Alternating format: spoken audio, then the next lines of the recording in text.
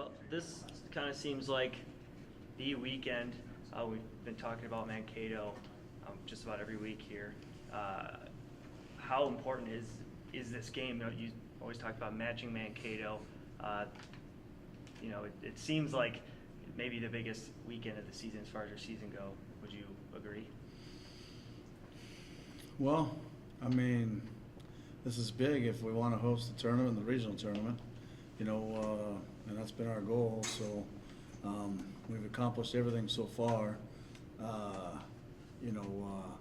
we plan on going over and winning, but Mankato becomes meaningless if we lose to Concordia or someone else along the way. So the Mankato game is big because it gives you tiebreakers. It's 3 points, but on the flip side, every game is worth the same, and we've got to keep getting 6 every weekend, and that's the goal.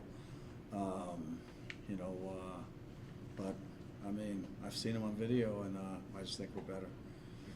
Coach, if you get the result that you want, the win against Mankato, how do you prevent any kind of letdown the next day against Concordia? Because you said you have to take care of the other teams too. Well,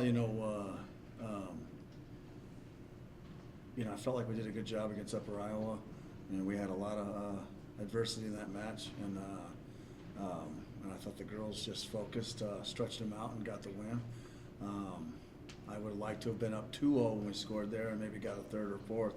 But unfortunately, it was 2-1, and then we had to go into closeout mode, and probably didn't get the third one, which matters because now, obviously there's still 7 games left after Mankato or whatever, but right now they've got net goals on us.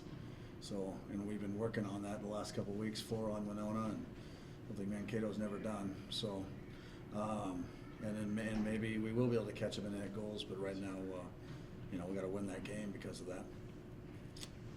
I think it's probably safe to say that this is the biggest game of the season. Would you maybe take it a step further than that and say it's perhaps one of the biggest, if not the biggest game in the history of this program? I know you guys have played conference tournament championship games and games with maybe a little more significance, but this is the first time you've been on 21 points after 7 conference matches. You're in position to assume that driver's seat on your own to pursue an outright conference title, which you said from the beginning is a goal of yours. Where do you think this matchup and the build-up to it ranks as far as, in the all-time list for the Minot States program? The national tournament game was big. Beating Mankato in the conference tournament and then beating Winona in the conference title games were probably bigger. First ever playoff game was probably bigger, just in general. As regular season games go, I think this would edge out the first ever game where we won. We beat Bemidji. That was pretty cool. The thing that the interesting thing is that if we win this game, we're going to be playing Augie and Wayne and Northern and all these teams at home, and it's just going to make those games even bigger than the Mankato game. I made a couple mistakes in the Central Missouri game that I'm not making this weekend, and so I don't know. We feel good, and but we know it's 3 points, and we need them. It's bigger than the other matches because it gives you tiebreakers. But we just, the goal obviously is 45 points, and we want them all, but we're gonna take them 3 at a time. We got to beat Mankato, and then we got to go to Concordia with no letdown and play just as well.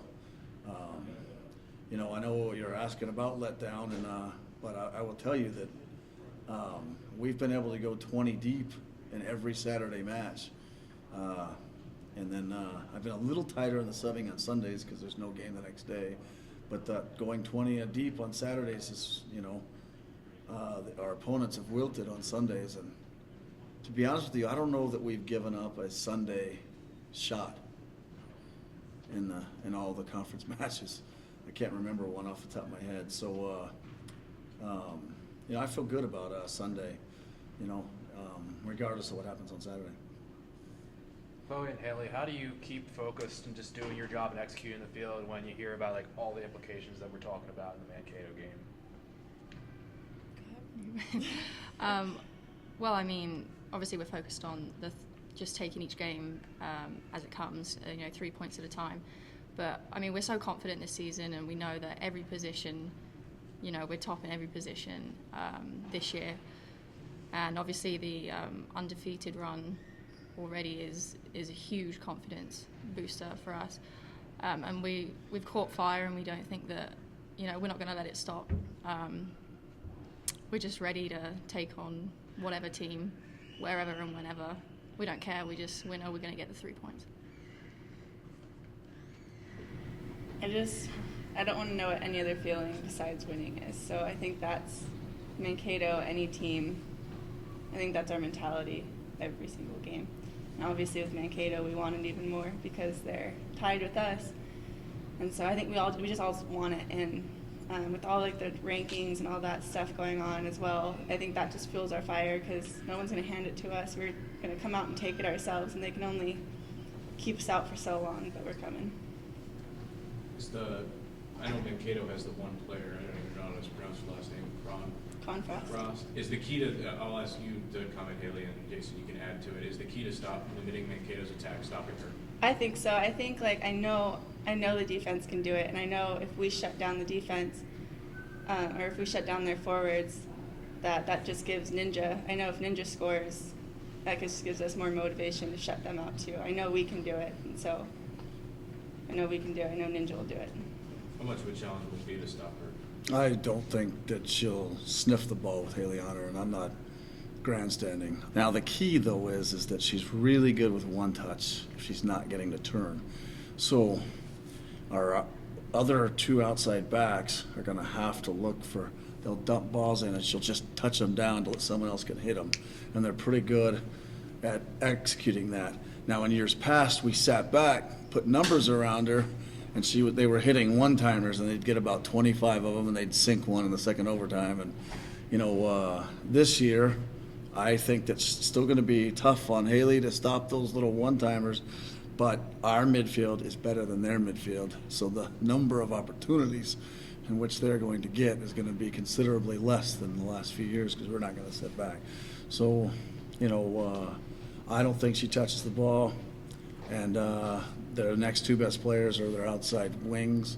I don't think they touch the ball. So it's going to come down to our midfield against their midfield, and then, that's where I think we win the game.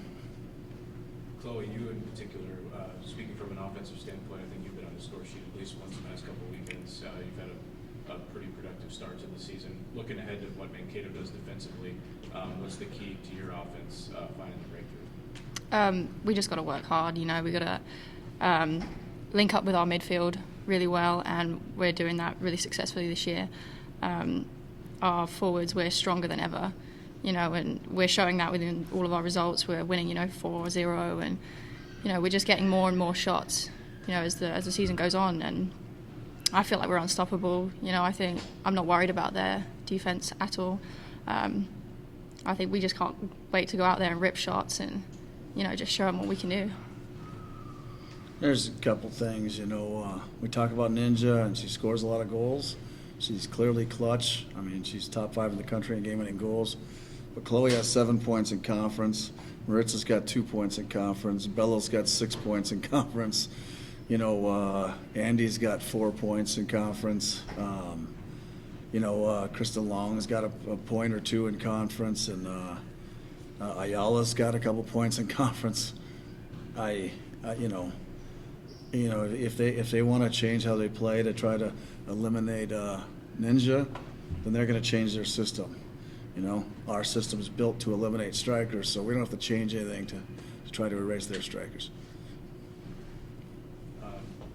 One last thing. I know you probably, I don't know how much you care about rankings. But being the coaches poll, I think the only rankings that really matter are probably the regional rankings that come out towards the end of the season. But you guys received votes in last week's coaches poll. You get wins against Upper Iowa and Winona State, 2 teams that have been in the national tournament. And in this week's poll, you didn't receive 1 vote. In light of all that, what do you have to say about that? It seemed like, in general, you guys are taking an underdog mentality as a team. Do you think this will only feed that going forward? We just, we're going to grind out 6 points on the weekends until the regional poll comes out. you know, as far as we're concerned, the coaches poll doesn't even exist.